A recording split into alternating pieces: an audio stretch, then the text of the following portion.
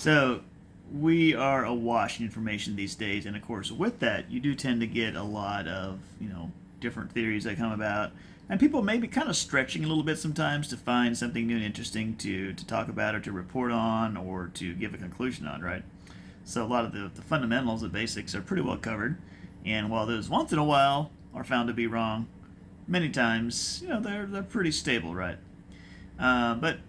But people are prone to misrepresenting, I think, the level of evidence, like kind of overstating the conclusiveness, I think, of their point. So I was researching chicken bedding because I'm wanting to be able to maybe use the bedding that the chickens poop on at night to possibly be kind of a mulch slash fertilizer for growing grass in the backyard, or clover, I should say. Well, this lady posited that pine shavings were toxic to chickens. And now this lady, I mean, she had a fairly impressive website from the standpoint that she had a lot of articles, a lot of cross-linked articles. So it's like you could go in depth on this topic, and then you could read this, you could read the summary over here, you could go in depth over here, and like she had really gone pretty deep on this, and she had a lot of citations as well on her stuff. And and I think even on this idea that pine shavings are toxic to chickens, like she had like a whole, like, I don't know, I want to say half a dozen to a dozen probably citations for that. And so it looks very conclusive, like, yeah, pine shavings are toxic to chickens. Um, but I still wasn't quite 100% sure.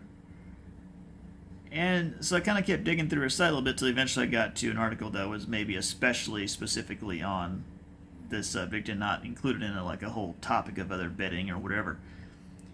And it turns out that there are no studies that she could, at least to her knowledge, there are no studies on the effect of pine shavings on poultry.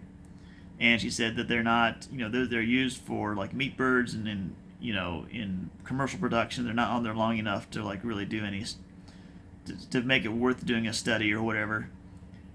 She gave one anecdotal incident of a grower, not a commercial grower. I think this was a hobbyist who found that her chickens had respiratory issues after she put pine shavings in her coop or some such.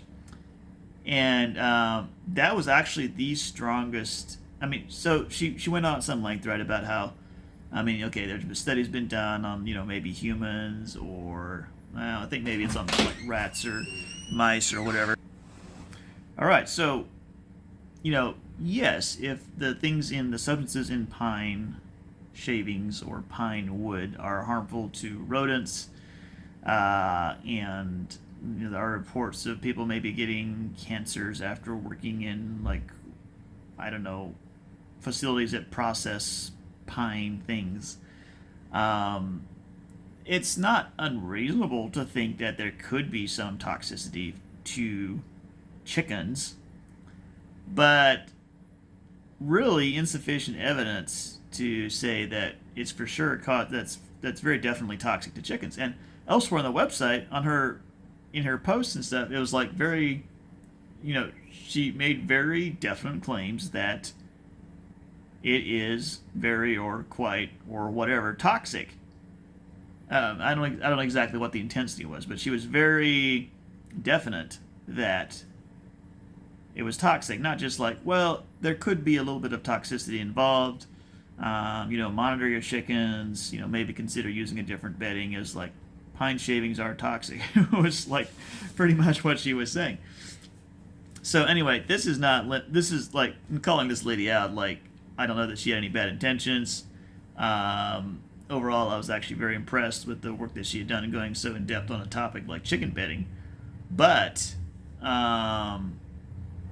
it was a case of insufficient evidence, I would say, that you didn't find until you dug down deeper and kind of actually got to how she drew her conclusions. So, this is, I think, is very typical. A lot of times people make a definite claim, and it doesn't help you be persuasive, right? To be like, yeah, I'm 37% sure that my claim is correct, right? It's not great for communication, but if you care about the truth, though, And then I think you need to, especially depending on the type of topic that is, you really do need to make some disclaimers or to be pretty forthright about how I got to that conclusion and whether the process that you used to get to that conclusion really was a valid one.